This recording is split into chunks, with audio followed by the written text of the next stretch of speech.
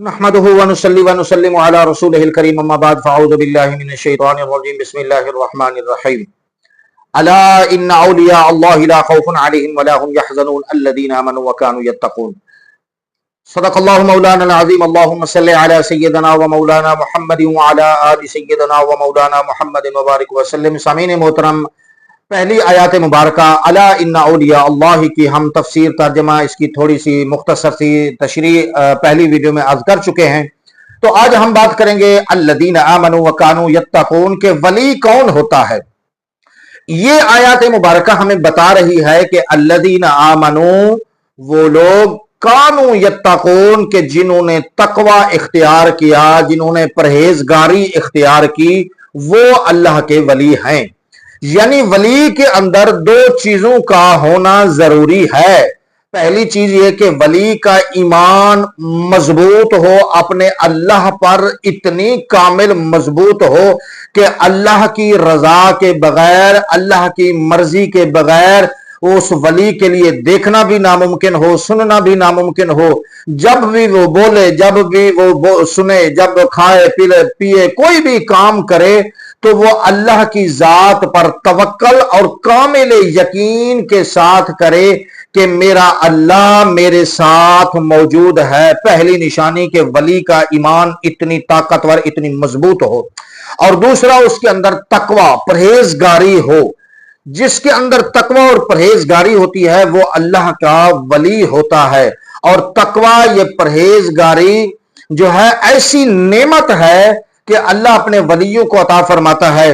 تو جو ولی جو ہوتا ہے وہ اللہ کی مرضی کے بغیر کچھ بھی نہیں کرتا.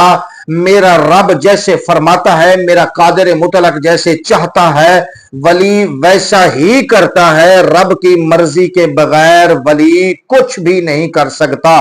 تو یہ دو چیزیں، تقوی اور ایمان مضبوط، ایمان کامل ایمان جس کے اندر ہو وہ اللہ کا ولی ہوتا ہے. سامعین محترم، اللہ کے جو نیک بندے ہیں ان کی یہ دو نشانیاں میں نے عرض کی. پہلی کہ جناب والا ان کے اندر ایمان کامل ہو، دوسرا ان کے اندر تقوی ہو. اس کے علاوہ بھی علماء اکرام نے بہت ساری اقسام بیان فرمائی ہیں جو اللہ کے ولیوں کی پہچان ہے، اللہ کے ولیوں کی نشانی ہے. حضرت ابو درداء رضی اللہ تعالی عنہ سے مروی ہے، فرماتے ہیں بے شک انبیاء اکرام علیہم السلام زمین کے اوتاد تھے. انبیاء اکرام علیہم السلام زمین کے اوتاد تھے.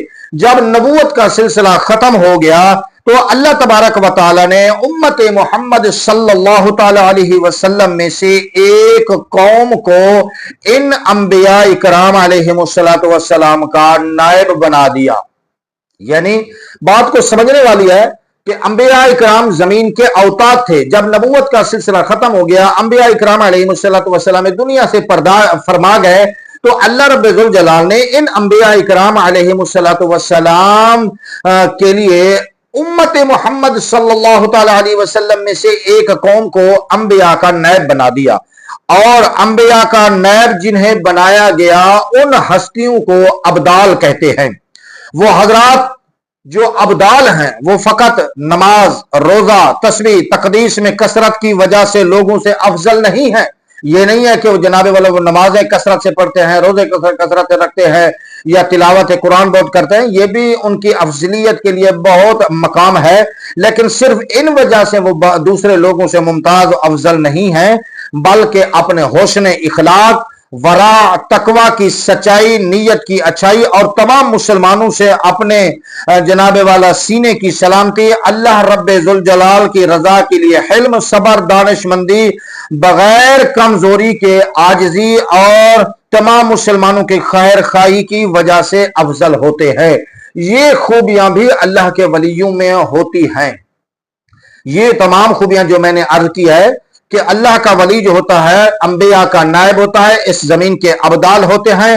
ان کے اندر صرف نماز روزے کی وجہ سے افضل نہیں ہوتے، بلکہ ان کا اخلاق اعلیٰ ہوتا ہے، ان کا حسن اعلیٰ ہوتا ہے، ان کا تقوی، ان کا ورع، ان کی بزرگی، ان کی سچائی ان کی نیت کا حسن اور اس کے جناب والا اپنے سینے کے اندر تمام مسلمانوں کی خیر خواہی رکھتے ہیں، اور ان کا حلم یعنی ان کا صبر، ان کا حوصلہ، ان کی دانشمندی، ان کی عقل مندی، ان کا علم، یہ تمام چیزیں ان کے اندر اللہ نے بطور خوبی ان کو عطا فرمائی ہیں، اور یہ تمام چیزیں امت کے لیے ایک درس رکھتی ہیں، امت کے لیے مشعل راہ بن جاتی ہیں۔ تو حضرت قتادہ رضی اللہ تعالی عنہ فرماتے ہیں کہ جناب یہ وہ انبیاء اکرام علیہ السلام کے نائب ہیں، یعنی جو ابدال ہیں جن کی میں نے یہ ابھی صفات عرض کی ہیں، یہ انبیاء اکرام علیہ السلام کے نائب ہیں، اور فرمایا وہ ایسی قوم ہے کہ اللہ تعالیٰ نے انہیں اپنی ذات پاک کے لیے منتخب فرما لیا ہے اور اپنے علم و رضا کے لیے خاص کر لیا ہے، اور فرمایا وہ 40 صدیق ہیں، یعنی پوری دنیا میں جو ابدال ہیں جن کو صدیق بھی کہا جاتا ہے یہ 40 ہیں۔ اور اس کے آگے حضرت قتادہ فرماتے ہیں جن میں سے 30 یہ اللہ کے جو نیک بندے ہیں کہ اللہ کے خلیل حضرت سیدنا ابراہیم علی نبینا علیہ السلام کے یقین کی مثل ہیں، یعنی جس طرح حضرت ابراہیم علیہ السلام کا پختہ کامل یقین اپنے رب پر تھا، جو بھی مشکلات آئی، جو بھی مصائب آئے، جو بھی تکالیف آئیں، ان کو حضرت ابراہیم علیہ السلام نے بڑے صبر سے، بڑے حوصلے سے، بڑے حلم سے، بڑی ہمت سے ان آزمائشوں کو عبور کیا، ان آزمائشوں میں کامیاب ہوئے، تو اللہ تعالیٰ نے پھر ان پر نعمتوں کی بارش فرما دی۔ تو یہ ہستیاں جو 40 صدیق ہیں، ان میں سے 30 جو ہیں یہ حضرت ابراہیم علیہ السلام کے یقین کی مثل ہیں، ان کا یقین بھی حضرت ابراہیم علیہ السلام کی مثل ہے۔ اور فرمایا ان کے ذریعے اللہ رب الجلال اہل زمین سے، یعنی یہ جو 30 صدیق ہیں یا 40 جو ابدال ہیں، ان کے ذریعے اللہ تعالیٰ اہل زمین سے بلاؤں کو اور لوگوں سے مصیبتوں کو دور فرما دیتا ہے۔ سبحان اللہ۔ معلوم ہوا کہ یہ اللہ کے ولی، اللہ کے نیک بندے جس علاقے میں، جس جگہ پر موجود ہوں، وہاں سے مصیبتیں، بلائیں دور ہو جاتی ہیں، کیونکہ حضرت قتادہ فرما رہے ہیں کہ یہ جو 40 صدیق ہیں یا جو ابدال ہیں، یہ اللہ تبارک و تعالی اہل زمین کے لیے رحمت کا ذریعہ ہیں، ان کی وجہ سے مصیبتیں، بلائیں دور ہوتی ہیں، یا اللہ تعالیٰ نے ان کو اپنے لیے منتخب فرما لیا ہے، اللہ تبارک و تعالی نے اپنی علم و رضا کے لیے اللہ نے انہیں چن لیا ہے۔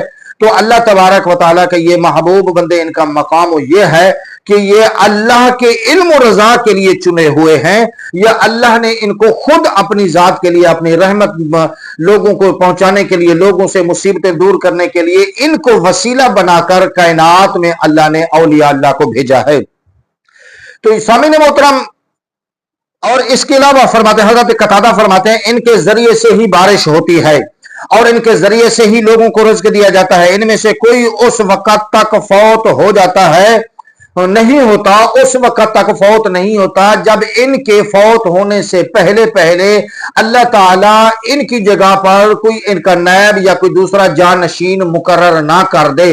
یعنی ایک ابدال دنیا سے پردہ فرماتا ہے، اللہ تعالیٰ اپنی مخلوق میں سے چن کر، جسے چاہتا ہے اللہ چن کر اس ابدال کی جگہ دوسرا ابدال کو مقرر فرما دیتا ہے۔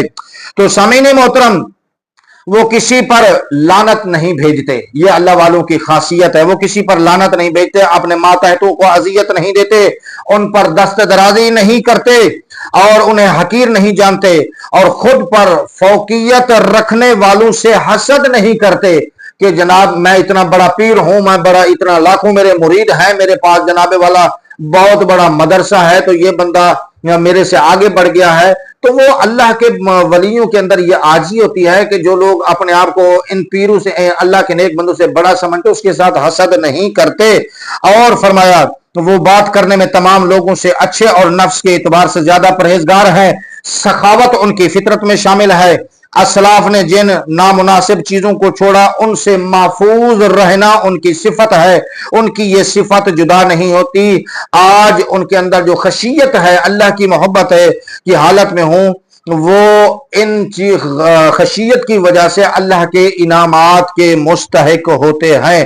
تو سامعین محترم، اس حدیث کے اندر مزید بھی کچھ نشانیاں، کچھ علامات بتائی گئی ہیں۔ تو یہ بہت طویل حدیث ہے، تو یہ چند باتیں میں نے اولیاء اللہ کے بارے میں عرض کی ہیں۔ انشاءاللہ اگلی ویڈیو میں نئے ٹاپک، نئے حدیث مبارکہ، نئے موضوع کے ساتھ پھر حاضر ہوں گے۔